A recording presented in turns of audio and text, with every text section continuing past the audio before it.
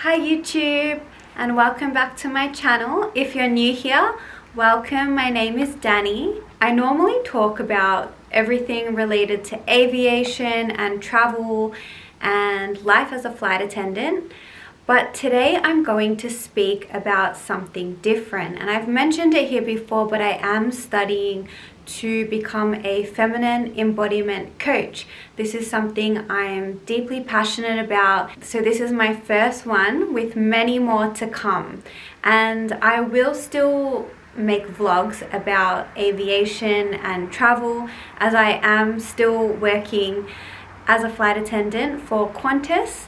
However, I am a multifaceted girl and I have many passions, many interests, and one of them is feminine embodiment. So what I'm going to talk about today is the difference between masculine and feminine energy. You may or may not have heard of these terms before. If not, that's totally fine, because today we're going to go through it all. I'm also going to talk about how you will know whether or not you are operating from a dominant masculine energy or a dominant feminine energy. We'll also look at why it's important to balance the two energies. What is masculine and feminine energy? Now, this is something that is usually misunderstood about masculine and feminine energy, and that is that men, if you were born a man, then you'll have a stronger masculine energy, and if you're a woman, then you'll have a stronger feminine energy. And this is not true. All human beings, regardless of your gender, have masculine and feminine energy within us. Now, that is because energy is not something physical. It's not about our physical bodies. Rather, it's about our energy, the non-physical part of ourselves. Depending on who you're around, your environment, the society standards, where you live, many different factors, it's going to affect which energy you're currently residing in. Now, these energies, they're not binary, so you're not either masculine or feminine energy. It's almost like a swing, and you can swing between both spectrums. So sometimes you might be operating in your feminine energy, and then later you might be around different people or in a different circumstance, and you might swing into your masculine energy. So that's how it works.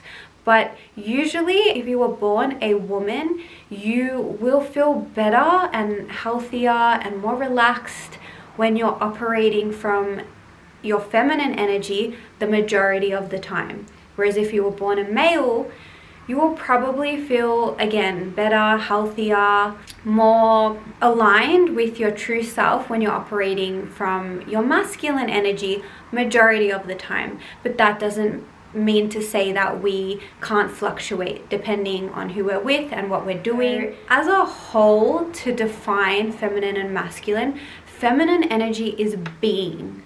It's being energy, whereas the masculine is doing energy. I've heard this before. I can't remember where I heard this analogy, but I thought this was really great way to explain feminine and masculine energy.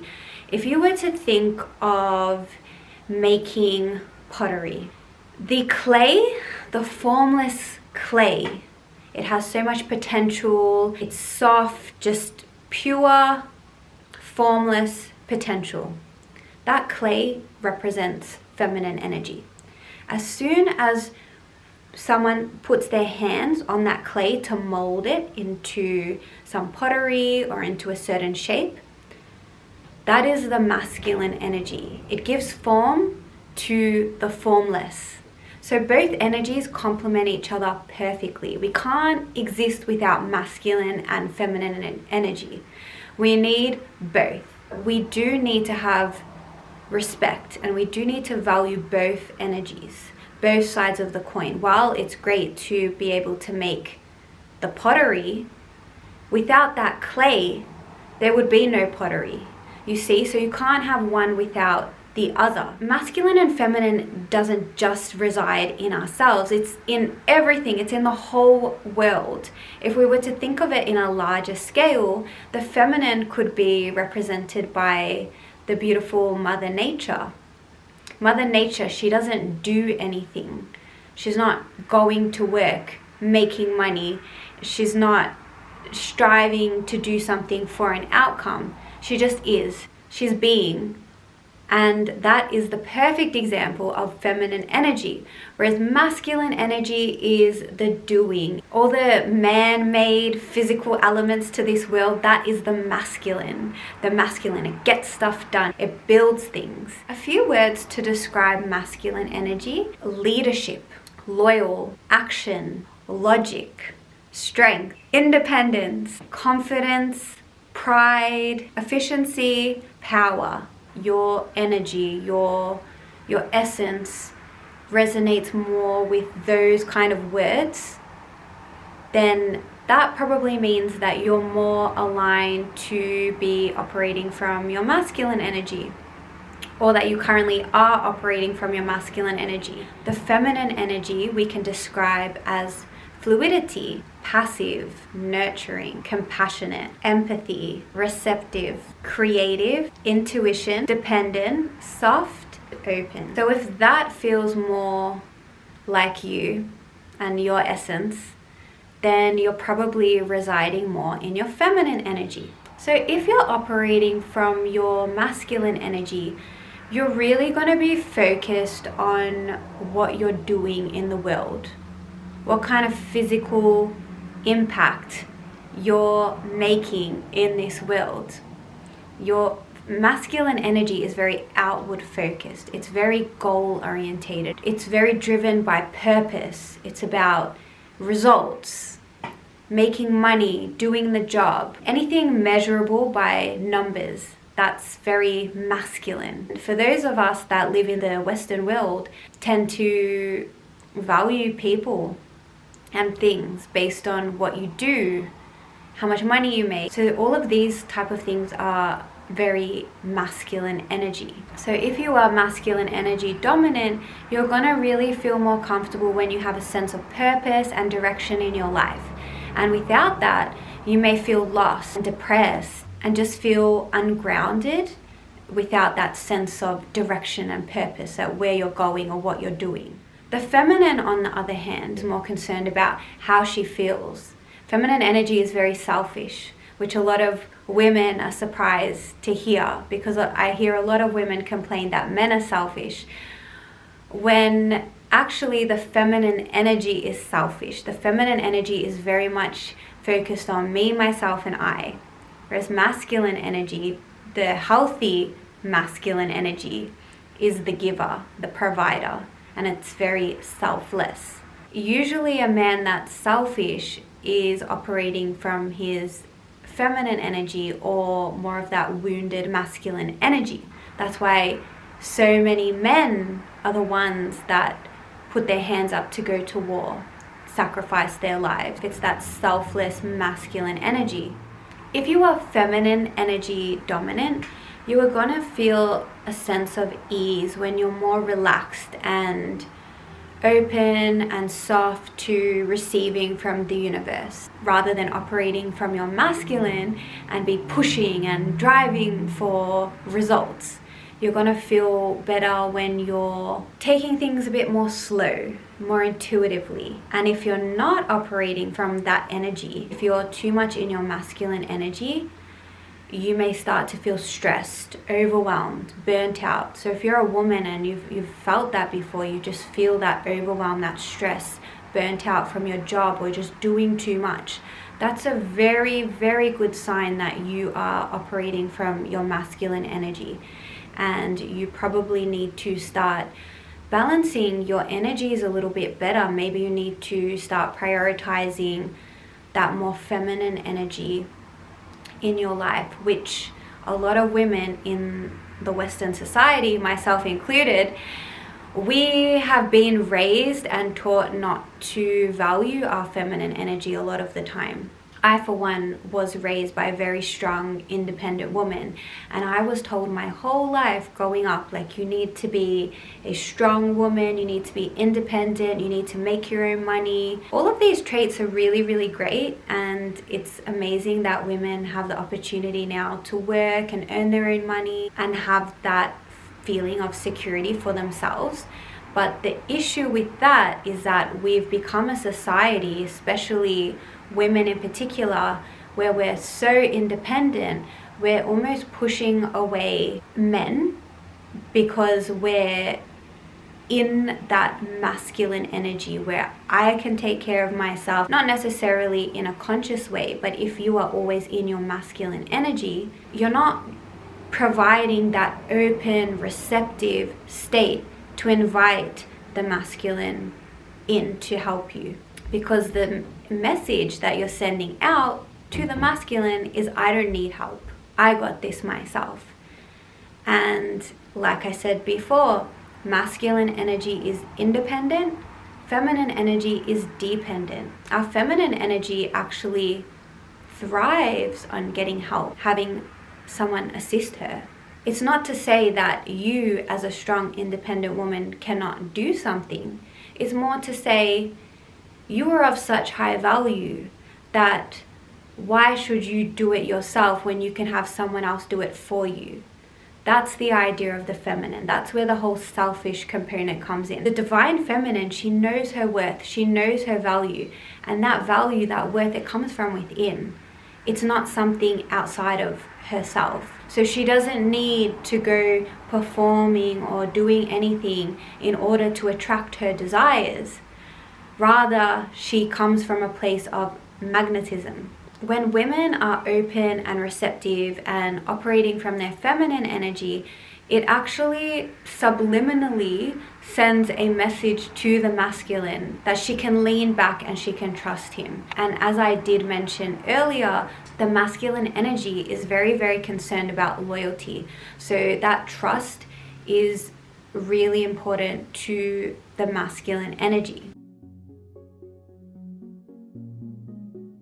I'm kind of talking about it in terms of women and men, but as I mentioned at the start of the video, all of us have a feminine and masculine side of us. And a lot of us that are operating from our masculine energy, it actually comes from a fear or perhaps a miseducation where we don't allow our feminine energy to lead. We are operating from our masculine energy because we find that energy more safer, because it's the stronger energy, it's protective energy. Us women, we are protecting our feminine energy without even realizing. It's just so normal for us to be the doer, to be Miss Independent, to have everything taken care of because we're such strong, independent women that we don't see the value and worth, the power of our feminine energy. That is what I am on my own personal journey of unraveling, because one thing I found out in my life is that I am innately a very, very, very, very feminine woman. My energy is very feminine, and I had just been shutting that energy down for a long, long time. And over the past couple of years, I've really been working with my energies to heal that feminine energy and masculine energy within myself, and to kind of put my armor down so that I can embrace more of my feminine energy. And perhaps in future, I will make some videos about how we can embrace more of that soft, gentle, compassionate feminine energy and heal our masculine energy that is wanting to protect our feminine energy, that provider, that strong, independent side of ourselves. So if that is something of interest to you, let me know in the comments below, and I can shoot a video on that and talk about some of the practices that I use in order to come back to my feminine energy. Lastly, I want to finish this video talking about why it's important that we balance our energies, because not one or the other is better. We need both feminine and masculine energy. They don't need to be 50-50. We don't need to have 50% feminine energy and 50% masculine energy. That's not the case. But we do need a healthy balance of feminine and masculine, and that's going to vary from person to person. You really need to go over those points that I made earlier about the masculine qualities and the feminine qualities and see which qualities resonate with you more. Because the ones that resonate with you more, that's probably going to be your innate being. Think about how you like to live life. Are you someone who loves to have goals and has directions and to-do lists, and you're very structured and logical? Is that how you really feel good within you? Or does that sort of thing really stress you out and you rather live a more soft and gentle life? Are you very creative? Are you very intuitive? Do you like to move more slowly? That's going to suggest that you're more innately a feminine energy essence rather than a masculine. And neither is right or wrong, and it doesn't matter what gender you are, because there's some men that are very much happy in their feminine energy. They're very creative, a lot of poets and artists. Even some of these guys that go to the gym all day, they're operating from their feminine energy, because feminine energy is very concerned about its appearance, its beauty. So these Instagram models that you see, these guys that are, really buff and in the gym all day, they tend to be more in their feminine energy because they're very concerned about the way they look. Whereas masculine, it's not so much concerned about the way that it looks. It's more concerned about what I do, what I achieve, the money I make, the house I live in, all of these things that I have. That if you're that type of person where your physical objects and things that you've achieved is really important to you, that's going to suggest that you are innately a more masculine energy essence. But as I mentioned at the very beginning, in terms of the clay scenario, we can't have one without the other. We need both to thrive in this world. We need feminine and we need the masculine, and both of them just complement each other perfectly. So let me know in the comments below if you think you're more masculine energy dominant or more feminine energy dominant. I'm so curious to hear. And if you're interested in more videos like this, then let me know in the comments below, because like I said, I am very multifaceted. I have lots of passions, lots of interests, and feminine energy and masculine energy are really interesting to me. I love learning about it. I'm studying to become a feminine embodiment coach, which I'll talk about in another video. But there's many different things that we can discuss about these topics. Until my next video, take care of yourself, and I'll see you in the next one. Bye.